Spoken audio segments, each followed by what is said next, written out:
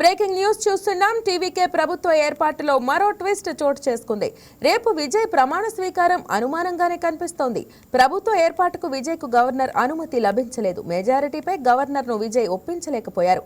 విజయ్ కు 112 మంది ఎమ్మెల్యేల మద్దతు ఉండగా 118 మంది ఎమ్మెల్యేల మద్దతు ఉండాలంటూ గవర్నర్ స్పష్టం చేశారు.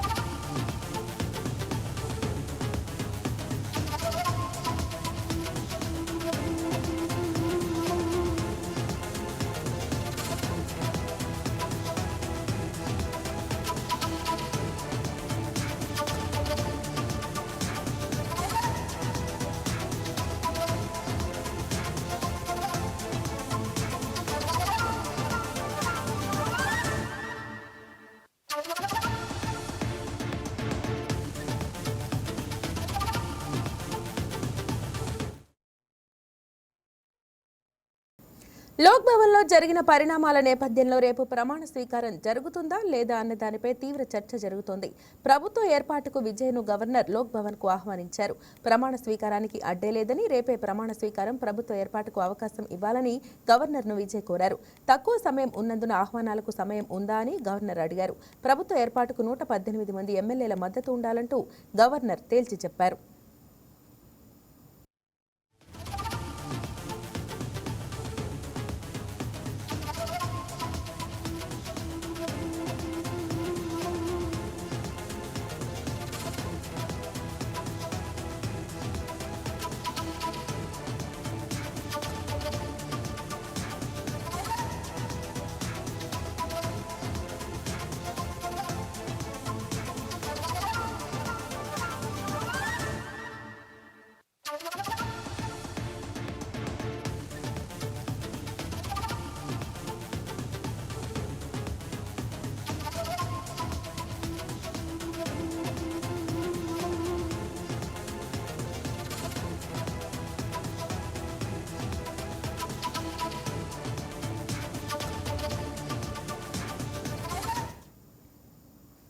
దీనిపై మరింత సమాచారం ఎగ్జిక్యూటివ్ ఎడిటర్ శ్రీనివాస్ అందిస్తారు. శ్రీనివాస్, చెప్పండి, మరి ఇప్పుడు రేపు విజయ్ ప్రమాణ స్వీకారం ఉన్నట్టా లేనట్టా, ఇంకా 6 ఎమ్మెల్యేలు ఎవరు రాబోతున్నారు? మహిళ తమిళనాడు రాజకీయం మరోసారి ఆసక్తికరంగా మారింది. ఏదైతే ఈ రోజు కొద్దిసేపటి క్రితమే గవర్నర్ కలిసిన విజయ్ కు అక్కడ గవర్నర్ నుంచి చుక్కెదురైందని చెప్పొచ్చు. ఏదైతే మెజారిటీ విషయంలో మెజారిటీ చూపించాల్సిందిగా గవర్నర్ విజయ్ ని కోరడం జరిగింది. దీంతో ఇప్పుడు రేపు ప్రమాణ స్వీకారం అనేది ప్రశ్నార్థకంగా మారిందని చెప్పొచ్చు. రేపు ఉదయం 11 గంటలకు నెహ్రూ స్టేడియంలో ప్రమాణ స్వీకారం చేయాలని చెప్పేసి విజయ్ భావించారు. అందుకు తగ్గ ఏర్పాట్లు కూడా జరుగుతున్న తరుణంలో అయితే తనను ప్రభుత్వ ఏర్పాటుకు ఆహ్వానించాల్సిందిగా కోరుతూ గవర్నర్ దగ్గరికి వెళ్ళడం జరిగింది విజయ్. అయితే మెజారిటీ విషయాల్లో మనం చూసాము, ఎప్పుడైతే తమిళనాడులో హంగ్ ప్రభుత్వం ఏర్పడుతుంది అని చెప్పేసి వచ్చిన ఫలితాలు బట్టి తెలిసిందో అప్పటి నుంచి కూడా అక్కడ విజయ్ ముఖ్యమంత్రి అవుతారు. పలు పార్టీలు ఆయనకి మద్దతు ప్రకటించిన నేపథ్యంలో మద్దతు ఇస్తాయని చెప్పేసి భావిస్తూ వచ్చారు. ఉదయం వరకు కూడా అదే జరుగుతూ వచ్చింది. ఏదైతే మనకి టీవీకే పార్టీకి 108 స్థానాలు వచ్చాయి, ఇంకో 10 స్థానాలు అవసరమైనాయి. ఆ 10 స్థానాలకు సంబంధించి 5 స్థానాలకు కాంగ్రెస్ పార్టీ మద్దతు ప్రకటించింది. అంటే 5 ఎమ్మెల్యేలు ఆయన మద్దతు ప్రకటించారు. దీంతో అక్కడ విజయ్ సంఖ్య 112కు చేరుకుంది. అంటే మిగతా పార్టీల విషయంలో ఇప్పటికీ కూడా క్లారిటీ రాలేదనేది మాత్రం ఇక్కడ స్పష్టంగా తెలుస్తుంది. ఎందుకంటే 112 మంది ఎమ్మెల్యేలు తనకు మద్దతు ఉంది అని చెప్పేసి గవర్నర్ కు స్వయంగా విజయ్ చెప్పారు. కానీ మిగతా 6 మంది సభ్యులు ఎవరు అనేది చెప్పలేని పరిస్థితి అక్కడ నెలకొంది. మనకైతే ఇప్పటివరకు ఉన్న సమాచారం ప్రకారము వామపక్ష పార్టీలు కావచ్చు, సిపిఎం కావచ్చు, సిపిఐ కావచ్చు, అదేవిధంగా మరో పార్టీ కావచ్చు, ఇద్దరు ఎమ్మెల్యేల మద్దతు, మొత్తం 6 మంది మద్దతు ఉన్నట్లు అక్కడ చెప్పడం జరిగింది. కానీ తీరా ఇప్పుడు గవర్నర్కి ఇచ్చే నివేదికలో 112 మంది ఎమ్మెల్యేలు ప్రస్తుతం తనకు మద్దతుగా ఉన్నారని చెప్పేసి ఏదైతే చెప్పడం జరిగిందో దాంతో గవర్నర్ కన్విన్స్ కాలేకపోయారు. కాబట్టి మిగతా ఎమ్మెల్యేలు ఎవరైతే మెజారిటీకి సంబంధించి మ్యాజిక్ ఫిగర్ చూపించాల్సిన అవసరం ఉంది కాబట్టి మిగతా ఎమ్మెల్యేల విషయం ఆరా తీయడం జరిగింది. దీంతో ఇప్పుడు రేపు ఆ మిగతా ఎమ్మెల్యేలను తన ముందు ప్రదర్శించాలా లేకపోతే ఆ వారికి సంబంధించిన లేఖలు తీసుకొచ్చి ఇవ్వాలనేది కూడా చూడాల్సిన అవసరం ఉంది. మొత్తానికైతే రేపు ఉదయం చెన్నైలో నెహ్రూ స్టేడియంలో జరగాల్సిన ఏదైతే విజయ్ ప్రమాణ స్వీకారం ఏదైతే ఉందో అది ఇప్పుడు ప్రశ్నార్థకంగా మారిందని చెప్పొచ్చు.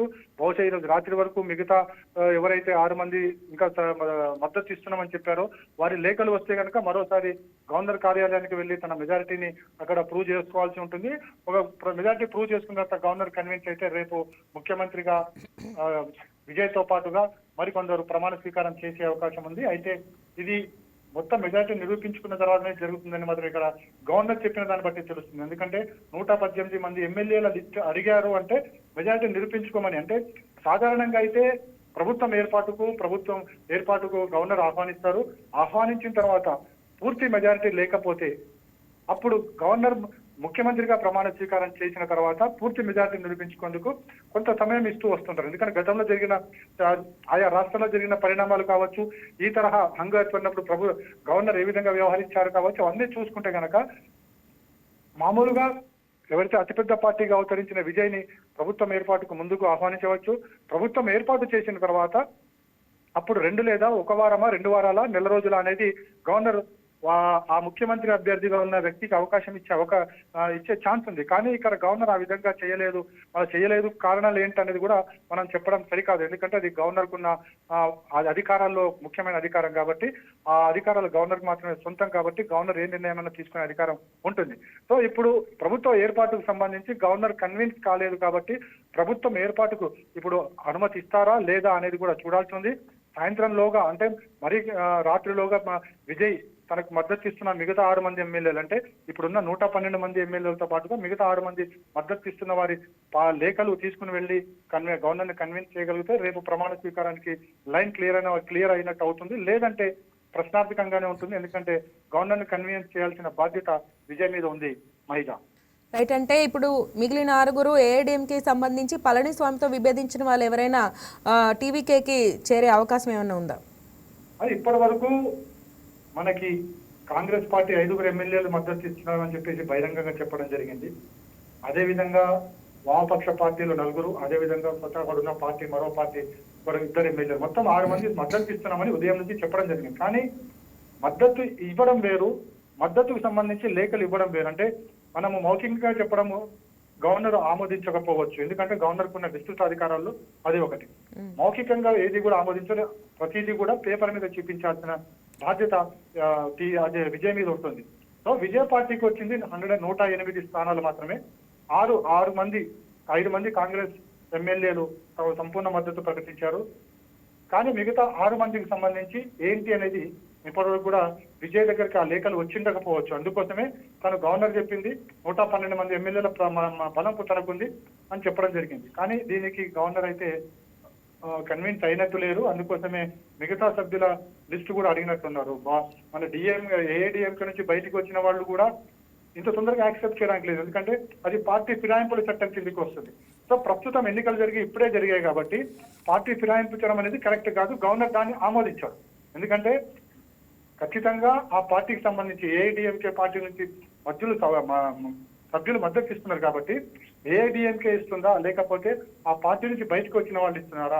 పార్టీ నుంచి బయటకు వచ్చిన వాళ్ళు ఇస్తే కనుక అది చెల్లదు. ప్రస్తుతం ఎన్నికలు జరిగాయి, ఇప్పుడే ఫలితాలు వచ్చాయి. ఇప్పటికిప్పుడే పార్టీ మారి ఇస్తామనుకుంటే కనుక పార్టీ ఫిరాయింపుల చట్టం వర్తించే అవకాశం ఉంది.